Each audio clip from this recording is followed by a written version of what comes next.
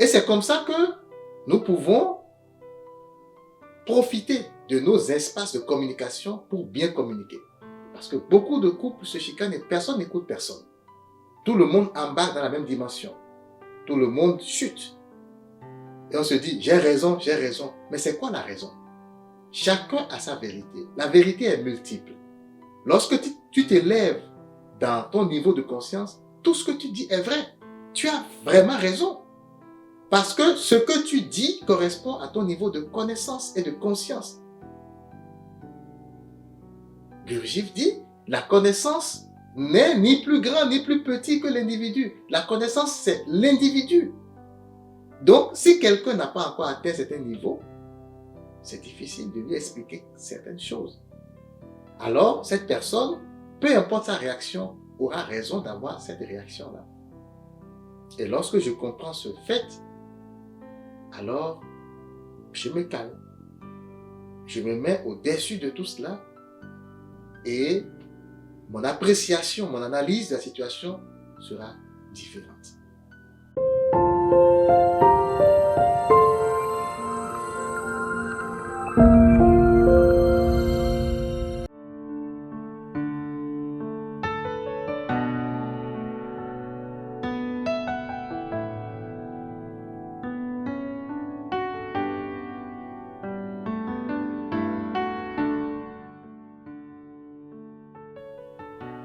Mesdames et messieurs, bonjour et bienvenue dans cette émission.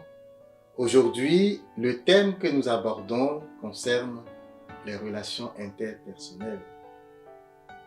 Il est intitulé « Les mésententes sont normales ». C'est vrai qu'en écoutant une telle déclaration, on peut sourciller, on peut se demander, mais qu'est-ce qu'il veut dire? Les mésententes sont normales. Dans notre société, on sait que personne ne désire affronter l'adversité. Lorsqu'on est quelque part, tous les hommes, ce qu'ils désirent normalement, c'est la paix et la joie. C'est la sérénité, c'est un climat de convivialité et de fraternité. Mais la plupart du temps, ce n'est pas ce que nous avons. Surtout dans nos sociétés occidentales où le stress est omniprésent, eh bien, c'est l'adversité partout, c'est les chicanes partout. Et cette manifestation d'énergie négative va partout, jusque dans la cellule familiale. Le taux de divorce, si vous faites une petite recherche sur Internet, en dit non sur la stabilité des cellules familiales. Les gens se chicanent, les amis se chicanent. Un boss et son collaborateur au travail vont se chicaner également. Un mari et sa femme, un père et son enfant, on se chicane. Et je me suis souvent demandé, mais pourquoi on se chicane? Si je prends par exemple le cas d'une relation d'amitié ou de mariage, lorsque un mari et une femme se chicanent, la plupart du temps, il y a beaucoup de méthodes, de conseils qu'on donne, des méthodes scientifiques qui ont été élaborées. La communication, il faut s'asseoir et parler. Mais les gens adoptent ces méthodes et aujourd'hui, on se rend compte que cela ne fonctionne pas aussi bien qu'on le pense. Les gens ont parlé, on s'assoit, on a parlé, mais les promesses qui ont été faites pendant ces assises ne sont souvent pas respectées. Et pourquoi? C'est ça la question. Lorsque je me chicane avec quelqu'un, eh bien, le sujet de discorde est souvent une situation ou un fait simple, c'est un fait physique. Par exemple, mon portefeuille a disparu, c'est un fait. Par exemple, je viens de faire une déclaration qui a heurté mon prochain, c'est un fait. Quelle est la source? Est-ce que c'est la déclaration que j'ai faite qui est la source? Est-ce que c'est le fait que le portefeuille disparaisse qui est la source véritable? En fait, On peut se rendre compte que lorsque nous sommes dans une discorde, dans une mésentente, souvent, chacun va penser qu'il a raison. J'ai raison et tu as tort. En fait, l'on pense que notre point de vue est la vérité. L'autre aussi pense que son point de vue est la vérité. Alors, ce n'est plus le fait du portefeuille disparu ou de la parole sortie qui est la source de cette discorde. C'est l'interprétation de ce fait qui est la source. Comprenez-vous? Quelque chose s'est passé. Ce qui s'est passé, c'est un fait. Et le fait n'a pas de couleur. Si par exemple je marche sur le pied de quelqu'un, c'est un fait. C'est quelque chose qui s'est passé. Cette action n'est pas colorée. Si quelqu'un observe cette action de haut et n'est pas mêlé aux émotions, eh bien, il va voir que c'est juste un fait. Et ce fait, c'est que quelqu'un a piétiné quelqu'un d'autre. Maintenant, chacun des protagonistes va commencer à interpréter ce fait. Dépendamment donc de l'état d'esprit de chaque protagoniste, ça peut passer ou ça peut dégénérer. Et lorsque l'on comprend ce paradigme, lorsqu'on comprend ce mécanisme des relations interpersonnelles, eh bien, ça devient très intéressant parce que les discordes surviennent sur l'interprétation du fait. Or, l'interprétation est sujet à beaucoup d'autres facteurs, tels que les croyances, tels que l'état d'esprit du moment. Tu peux gifler quelqu'un aujourd'hui et la personne va sourire et va te dire merci et partir. Mais demain, tu rencontres cette même personne et tu la gifles et puis elle va te tuer. Alors, l'état d'esprit n'est pas le même. Il y a beaucoup de facteurs qui entrent en ligne de compte. Il y a aussi le niveau de conscience qui entre en ligne de compte. Le niveau de connaissance qui entre en ligne de compte. Et donc, vous savez, lorsque l'on se met dans cette dimension et puis on voit donc que deux personnes qui se chicanent, c'est parce qu'ils ne voient pas la situation de la même façon et que cette perception des situations est aussi changeante que la pression artérielle, ça change tout le temps, est aussi changeante que la température, ça change tout le temps. Alors, on va se demander, mais est-ce que c'est si bizarre que ça que les gens ne s'entendent pas? C'est la question que je me suis posée et qui m'a amené à cette conclusion. Il me paraît tout à fait normal que dans un monde où deux personnes ne se ressemblent pas, il n'y a pas deux personnes qui se ressemblent. Chacun est unique. Unique dans toutes ses dimensions. Même deux personnes jumelles, les jumeaux ne se ressemblent pas. Tant que ça. Parce que chacun a sa personnalité. L'interprétation d'une situation par un des jumeaux ne va pas être forcément la même interprétation par l'autre jumeau. Et pourtant, ils se ressemblent physiquement. Ils se ressemblent beaucoup physiquement. Alors, dans un monde où le niveau de conscience individuelle change constamment, le niveau de connaissance aussi change constamment, l'état d'esprit change constamment, ces trois choses sont les facteurs de base de l'interprétation. Il ne faut pas s'attendre à ce que automatiquement, lorsque quelque chose se passe, qu'on tombe d'accord sur le sens de ce qui vient de se passer. Non, parce que déjà, le fait que cette situation soit survenue bouleverse l'état d'esprit, dépendamment du niveau de conscience. Quelqu'un peut rester bien calme quand bien même il vient d'être piétiné, mais quelqu'un d'autre peut juste sursauter et rougir de rage, se mettre en colère. Alors, si par exemple, dans une maison, il y a deux adultes et que l'enfant est en train de jouer et en train de crier, le niveau de tolérance de ce bruit ne va pas être le même d'un adulte à l'autre. Quelqu'un peut bien supporter son enfant en train de crier, mais l'autre, dépendamment de son état d'esprit et de ces facteurs qu'on a cités, ne va pas être tolérant ou moins tolérant. Alors, imaginez, l'autre qui devient irrité par le bruit de l'enfant va vouloir faire tel enfant et l'autre adulte va dire non, laisse-le jouer. Il y a déjà une chicane qui pointe. Ce n'est pas le fait de l'enfant qui crie. Le fait de l'enfant qui crie, c'est neutre. La situation sur laquelle on discute, où on se dispute, eh bien, cette situation, elle est neutre. La chicane ne trouve sa source que dans chacun des protagonistes. Évidemment, lorsqu'on comprend cela, ça peut vraiment nous servir à modeler notre façon d'aborder les autres,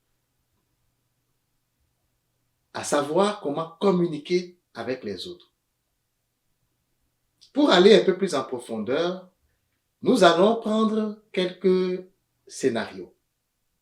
Une personne à qui vous parlez de quelque chose, peu importe. Par exemple, un enfant qui est en train de jouer à son jeu préféré. Et vous, le parent, vous commencez à lui expliquer que ça fait 2 heures de temps qu'il est en train de jouer et que il est temps d'arrêter. Que pensez-vous que l'enfant va faire? Est-ce que vous pensez que l'enfant va se calmer forcément et vous écouter et comprendre jusqu'à la fin ce que vous lui dites? Non, c'est son jeu préféré. L'enfant est attaché à ce jeu. Alors tout ce que vous lui dites, l'enfant n'écoute pas. L'enfant est attaché.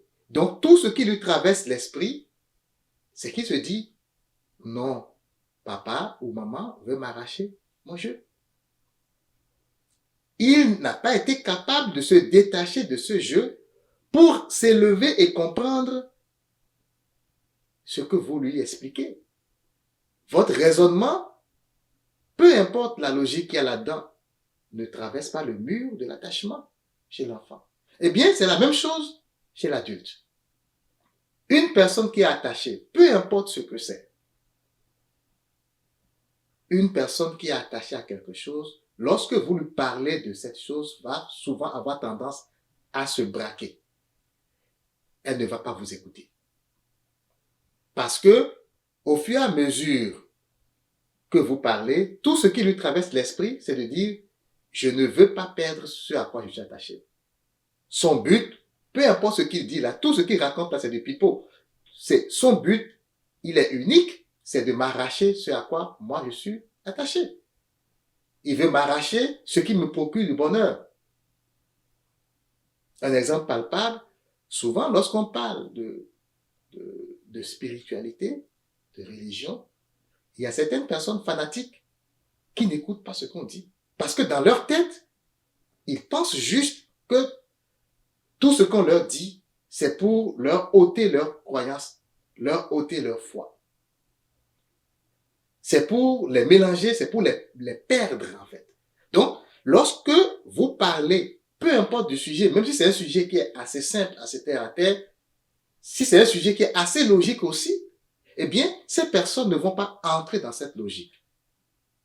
Et lorsque vous comprenez que la réaction de cette personne vient de ses propres croyances et non de ce que vous dites, eh bien, cela ne va pas vous choquer. C'est ça l'avantage de comprendre le mécanisme de défense lorsque vous êtes en relation interpersonnelle avec quelqu'un d'autre. Le deuxième scénario, c'est une personne qui est détachée. Lorsqu'une personne est détachée, c'est assez facile. La personne n'interprète pas au fur et à mesure, ce que vous dites, la personne va mettre son attention sur vos paroles. Son attention n'ira pas à autre chose que ce que vous lui dites. Alors ça va lui permettre d'entrer plus en profondeur ce que vous dites. Et si elle ne comprend pas quelque chose, elle ne va pas poser une question relativement à son attachement à l'objet de votre discussion. Elle va poser sa question relativement à ce qu'elle n'a pas compris. Elle va considérer chaque chose que vous lui dites comme ce qu'elle est en réalité. Mais entre l'attachement et le détachement, évidemment, la frontière peut être très mince. Par exemple, l'apparence. Quand on considère par exemple l'apparence, ça peut conduire à la remise en cause d'une qualité intrinsèque de l'individu à laquelle il s'est identifié. Imaginez par exemple que l'on parle de l'habillement et que quelqu'un sorte une phrase du genre « ce n'est pas bon de frimer ». Si une personne est là qui est un peu attachée à son apparence, eh bien ça va la choquer. Même si elle ne dit rien, elle va voir qu'elle est choquée. Parce qu'elle est attachée à la beauté. Alors que l'autre qui a parlé ne voulait pas nécessairement choquer cette dernière. Comprenez? Je parle de quelque chose qui est neutre. La même affaire, lorsque par exemple, dans un couple, il y a quelqu'un qui est un peu maniaque et que l'autre balaie, s'il y a un peu de poussière qui est laissée derrière, la personne maniaque peut s'irriter. Et ça peut entraîner une chicane. Lorsqu'on comprend ce mécanisme, chers frères et sœurs, eh bien, on peut apprendre à se calmer. On peut apprendre à développer ce que l'on appelle la métacommunication. Parce que lorsque quelqu'un parle et que vous êtes braqué sur cette personne, que vous interprétez au fur et à mesure ce que cette personne dit, eh bien, c'est sûr que ça ne se passe pas bien. Vous ne cultivez pas la paix, vous n'êtes pas un artisan de paix. Votre ego est debout. Votre ego, votre personnalité est sur le qui-vive, est sur la défensive. C'est ce que le Christ appelle le diable rugit comme un lion, cherchant une proie à dévorer. Le diable qui rugit comme un lion, c'est ton esprit qui est braqué. Ton esprit qui est braqué. Et quand l'esprit est braqué, l'esprit n'est plus comme l'âme. L'esprit n'est plus à l'image de l'âme, qui est paix, qui est joie, qui est bienveillance. Il oublie qui il est. Il oublie littéralement sa nature première. Et donc, effectivement, dans cet état d'esprit, il est braqué, il rugit, il cherche le moindre mot qui va sortir de la bouche de l'autre pour s'enflammer.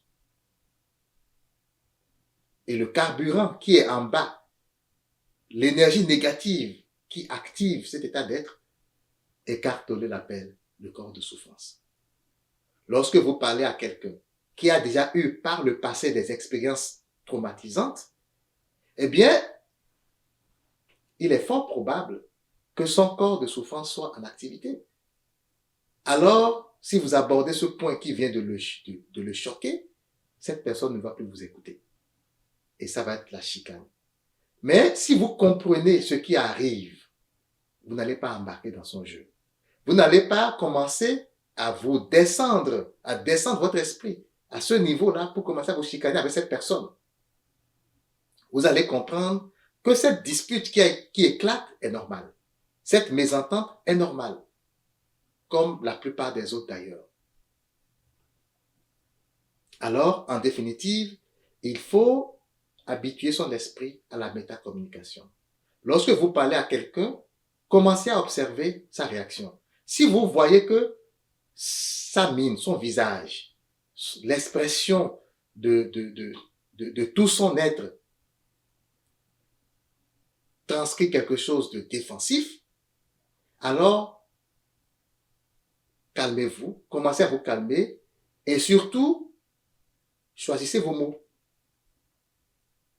Choisissez vos mots et si la personne s'enflamme malgré tout, comprenez que c'est juste un mécanisme normal. La personne se sent offensée parce qu'elle est dans un état d'esprit, parce qu'elle a un certain niveau de connaissance, parce qu'elle a un certain niveau de conscience qui ne rime pas avec ce que vous lui dites. Peut-être la personne n'est pas encore assez expérimentée pour comprendre ce que vous lui dites. Le cas d'un enfant, par exemple, avec un jouet. Il n'a pas encore le niveau de conscience qu'il faut pour comprendre que c'est quelque chose qui peut nuire à sa santé physique et même mentale. Alors, lorsque vous comprenez cela, vous pouvez ainsi, à votre niveau, à tout le moins, calmer le jeu et vous dire, ok, c'est bon, je comprends ce qui se passe, je me tais jusqu'à ce que la vague passe, la tempête passe. Une autre fois, je peux aborder le sujet. Et c'est comme ça que nous pouvons profiter de nos espaces de communication pour bien communiquer. Parce que beaucoup de couples se chicanent et personne n'écoute personne. Tout le monde embarque dans la même dimension. Tout le monde chute. Et on se dit, j'ai raison, j'ai raison. Mais c'est quoi la raison? Chacun a sa vérité. La vérité est multiple. Lorsque tu t'élèves dans ton niveau de conscience, tout ce que tu dis est vrai. Tu as vraiment raison. Parce que ce que tu dis correspond à ton niveau de connaissance et de conscience. Gurdjieff dit, la connaissance n'est ni plus grand ni plus petit que l'individu. La connaissance, c'est l'individu. Donc, si quelqu'un n'a pas encore atteint certains niveaux, c'est difficile de lui expliquer certaines choses. Alors, cette personne, peu importe sa réaction, aura raison d'avoir cette réaction-là. Et lorsque je comprends ce fait, alors, je me calme. Je me mets au-dessus de tout cela et mon appréciation, mon analyse de la situation sera différente. C'est ainsi, chers frères et sœurs, que nous pouvons autour de nous cultiver la paix, que nous pouvons autour de nous cultiver la joie. Il ne s'agit pas d'accommoder les caprices, parce que parfois des adultes ont aussi des caprices. Il ne s'agit pas de ça. Mais il s'agit de comprendre que la personne qui s'insurge apparemment, en apparence contre vous, n'est pas contre vous. Tout ce que cette personne l'a fait, toutes les chicanes, toute la grogne, toute la haine, n'est pas contre vous. Ce n'est pas vous le problème. Ce n'est pas ce que vous avez dit qui est le problème. Mais c'est l'état d'esprit, l'état de conscience, l'état de connaissance de cet individu qui sont en cause ici et qui sont la source première de toutes les réactions qu'il est en train d'avoir. Et vous pouvez même, lorsque vous vous élevez à ce niveau-là, l'aider à pouvoir s'en sortir. Aimez vos ennemis. Faites du bien à ceux qui vous persécutent. Mais tu ne peux pas aimer ton ennemi, tu ne peux pas demeurer toi dans cet état de conscience de l'amour si tu ne t'élèves pas, si tu ne comprends pas que tout ce qui advient dans la vie est simplement normal. Nous sommes tellement multiples, nous sommes tellement différents les uns des autres. Mais en même temps, nous provenons d'une même source. Nous sommes tous des enfants de Dieu. Chaque âme est individuelle, est unique. Chaque flocon de neige est unique. Dieu l'a dit. Alors, je ne vais pas espérer que la façon dont moi je perçois les choses, l'autre aussi doit percevoir les choses de cette façon. Je ne dois pas espérer que aujourd'hui, ici et maintenant, avec mon état d'être, mes connaissances et mon niveau de conscience, l'autre qui est en face de moi a exactement les mêmes choses. Non. Alors, une phrase peut être mal perçue. C'est tout à fait normal. Les mésententes, les chicanes, lorsqu'elles viennent, il faut les accueillir. Parce que pour désamorcer une situation, il faut accepter complètement la situation. Il faut l'accueillir comme ce qu'elle est et ne pas la juger et ne pas la taguer, ne pas l'étiqueter. C'est seulement ainsi que nous pouvons former une société paisible, une société joyeuse où on s'accepte les uns les autres comme ce que nous sommes, ni plus ni moins. Alors, j'espère que tu vas cultiver en toi et autour de toi cet état d'esprit de paix, de joie et de fraternité. Sois béni.